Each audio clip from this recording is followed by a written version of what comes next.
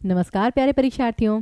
छंद के बहुत सारे शॉर्ट वीडियोस तो हम आपके लिए लेकर आते ही रहते हैं, लेकिन आज भी एक बहुत महत्वपूर्ण चीज़ है जो आपके साथ हमें डिस्कस करनी है। और मैं जानती हूँ कि बहुत सारे बच्चों को इसमें दुविधा होती है। जैसे कि आपको पता है यहाँ पर कि समान मात्राओं वाले छंदों की पहचान। अब समान मात्राएं वाले छंद कौन कौन से होते हैं, ज़रा आपको याद है? मुझे लगता है जो सबसे कॉमन है और जो पेपर में भी सबसे ज़्यादा आता है वो कौन से होते हैं? दोहा, सोरठा और आपका रोला। इन तीनों में कॉमन क्या है? इन तीनों की मात्रा जो है वो 24 ही आती हैं, 24 मात्राएं। ठीक है ना। अब अगर पूरी पंक्ति में 24 मात्राएं हैं तो आपके पास तीन ऑप्शन हो सकते हैं, या तो दोहा होगा, या सोरठा होगा, या रोला होगा। लेकिन अब इसको पहचाने कैसे? हाँ, हमें ये पता है कि भाई दोहे का नियम होता है 13-11। 13-11 का मतलब क्या होता है कि पहले और तीसरे चरण में 13 मात्राएं, दूसरे और चौथे चरण में 11 मात्राएं। और जो सोरठा और रोला होता है इनका नियम होता है 11-13, कि पहले और तीसरे चरण में 11 मात्राएं, दूसरे और चौथे चरण में 13 मात्राएं। लेकिन अब इसको पहचाना कैसे जाए, प्रॉब्लम आती कहाँ पे, वो मैं आपको दिखाती हूँ। जैसे कि ये पंक्ति है कि जो जग हित में प्राण निछावर है कर पाता, जिसका तन है किसी लोक हित में लग जाता। अब यहाँ पर क्या है? दोहा है, रोला है, सोरठा है। नियम के अनुसार बताइए। चलिए जल्दी से, प्लीज जल्दी से फ्रेंड्स बताइए आप। एक बार मैं आपसे रिक्वेस्ट करूंगी कि वीडियो को पॉज करके यहीं पर पहले अपना आंसर देखिए और उसके बाद हमारी एक्सप्लेनेशन देखिए, तो ज़्यादा बेटर रहेगा। ओके, और इसमें एक बार काउंट कर लेते हैं पहले तो कितनी मात्राएं हैं। 1 2 3 4 5 6 7 8 9 10 11 12 13 14 15 16 17 18 19 20 20 21 सॉरी 21 22 23 24। तो 24 मात्राएं हैं। और कुछ बच्चे कहते हैं मैम आप इतनी जल्दी जल्दी काउंट कर रहे हैं, हम इतनी जल्दी कैसे काउंट करें? बहुत सिंपल है फ्रेंड्स, मैं आपको एक बार दोबारा बता देती हूँ, मुझे कोई एतराज़ नहीं है। सिर्फ और सिर्फ आपको क्या याद करना है कि अ, ई, उ, री और चंद्रबिंदु, इनकी एक मात्रा और इन सब के अलावा सबकी दो मात्रा। इतना तो याद रख सकते हैं कि नहीं, कि जहां पर भी अ, ई, उ, री या चंद्र बिंदु है उनकी एक मात्रा है, बाकी सबकी दो मात्रा। जैसे कि में, अब यहाँ पे ए का स्वर है तो गुरुवर्ण यानी कि दो मात्राएं। अ, छोटी ई और अ, सब में एक एक मात्रा आएगी। तो ये अंतर है, बस इतना सा आपको जानना है। अब देखते हैं, तो सबसे पहले ब्रेक देखते हैं कहाँ पर है। ब्रेक 1 2 3 4 5 6 7 8 9 10 11, 11 पे ब्रेक है। अब 11 पे ब्रेक में क्या है? गुरु लघु। ओके चलिए, फिर यहाँ पे 13 मात्राएं 1 2 3 4 5 6 7 8 9 10 11 12 13। ठीक है जी, आगे देखते हैं।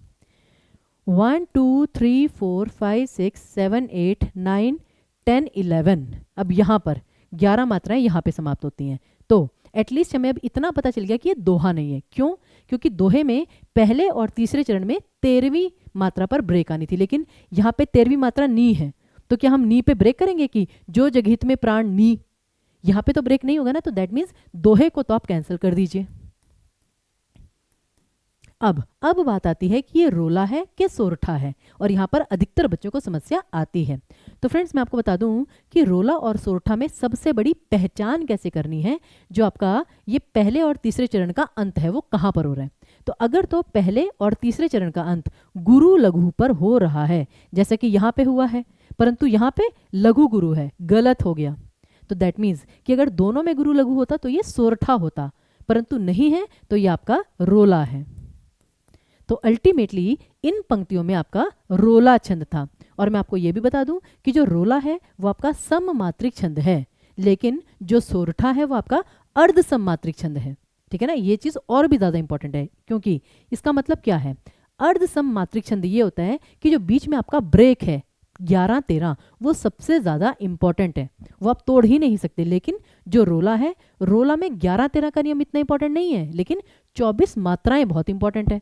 तो अगर यहाँ पे 11वें 10वें या 12वें पे भी ब्रेक आ रहा होता, लेकिन मात्राएं 24 होती, तो वो आपका रोला हो सकता था, क्योंकि वो सममात्रिक छंद है, वहां पे ब्रेक से ज्यादा टोटल मात्राएं इंपॉर्टेंट है। तो इसलिए ये आपका सोरठा है, क्योंकि रोला है, क्योंकि इसके दोनों में ठीक है ना, गुरु लघु नहीं है, अगर होता तो वो सोरठा होता।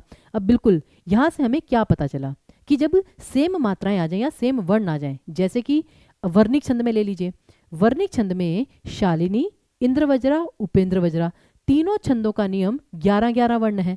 उसी प्रकार भुजंग प्रयाति, तोटक, द्रुत विलंबित, तीनों का जो नियम है वो 12-12 वर्ण है, वंशस्थ का भी। तो जब सेम मात्राएं आ जाती हैं या सेम वर्ण आ जाते हैं तो वहां पर सबसे ज्यादा महत्वपूर्ण क्या होता है, दो चीजें। दो चीजें कौन सी, पहला जो नियम है वो है कि सही नियमों का ज्ञान, सही नियम। तो पहली चीज तो यह है कि आपको सही नियमों का ज्ञान होना चाहिए, अगर आपको नियम ही नहीं पता फिर आप कंफ्यूज रहेंगे। और दूसरी चीज है सही उच्चारण। सही उच्चारण भी उतना ही महत्वपूर्ण है फ्रेंड्स। क्यों? अब सही उच्चारण इसलिए क्योंकि कभी कभी जो पंक्ति है उसको बोलने का जो तरीका होता है ना, कभी कभी उसमें हम गुरु को लघु और लघु को गुरु कर देते हैं, करना पड़ता है। और ये जैसे आप अभ्यास करेंगे हम आपको YouTube चैनल पे दिखाएंगे, वहां से आपको आइडिया लग जाएगा। इनफैक्ट अभी जो रिसेंटली BPSC का पेपर हुआ था 2024 में, वहां पर भी उच्चारण के आधार पर एक समस्या आई थी कि वहां पे काउंटिंग कुछ और थी, उत्तर कुछ और था। क्यों?